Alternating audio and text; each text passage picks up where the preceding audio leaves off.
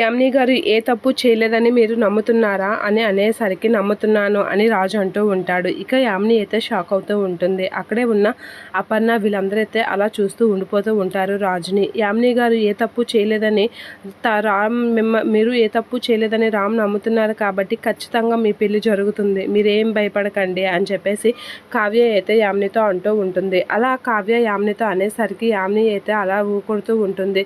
ఊకొట్టిన కావ్య కాస్త అనుమానంగా చూస్తూ ఉంటుంది యామిని. నువ్వేం కంగారు పడకుండా పెళ్లిపేటల మీద కూర్చో అని కావ్య అనేసరికి ఇక యామిని అయితే తల ఊపుతూ ఉంటుంది. ఇక పంతులు గారు అందరూ కూర్చోండి, ముహూర్తానికి టైం అవుతుంది అని చెప్పేసి అంటూ ఉంటాడు. అలా అనేసరికి అందరూ కూర్చొని ఉంటారు. ఇక రాజు అయితే రాజు యామిని వాళ్ళు కూడా కూర్చొని ఉంటారు. ఇక రాజు కాస్త అయితే కావ్య అలా చూస్తూ ఉంటుంది. మంగళ్య తాళి కట్టునాయన అని పంతులు అంటూ ఉంటాడు. అలా అనగానే రాజు మంగళసూత్రం తీసుకుంటూ ఉంటాడు. ఇక కావ్య అయితే అలా చూస్తూ ఉంటుంది.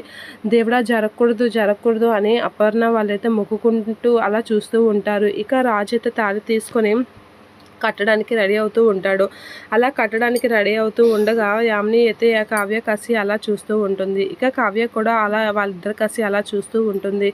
అలా చూసేసరికి ఏంటి కావ్య ఎంత కాన్ఫిడెంట్గా ఉంది అనేది అనుకుంటూ ఉంటారు. ఇక బామ్మ ఇంద్రదేవి అపర్ణ వీళ్ళైతే అవ్వకూడదు అనేది మొక్కుకుంటూ ఉంటారు. ఇక రుద్రాని అయితే చాలా హ్యాపీగా ఫీల్ అవుతూ ఉంటుంది.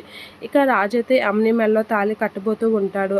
అలా రాజు అయితే యామిని మెడలో తాళి కట్టబోయేసరికి కావ్య అయితే కొంచెం ఫీల్ అవుతూ ఉంటుంది. ఇక యామిని మెడలో రాజు అయితే తాళి కట్టేస్తూ ఉంటాడు. అది చూసి ఒకసారిగా షాక్ అవుతూ ఉంటుంది అపర్ణ అలా షాక్ అయి చూస్తూ ఉండిపోతూ ఉంటుంది. ఇక కావ్య కూడా అలా చూస్తూ ఉంటుంది.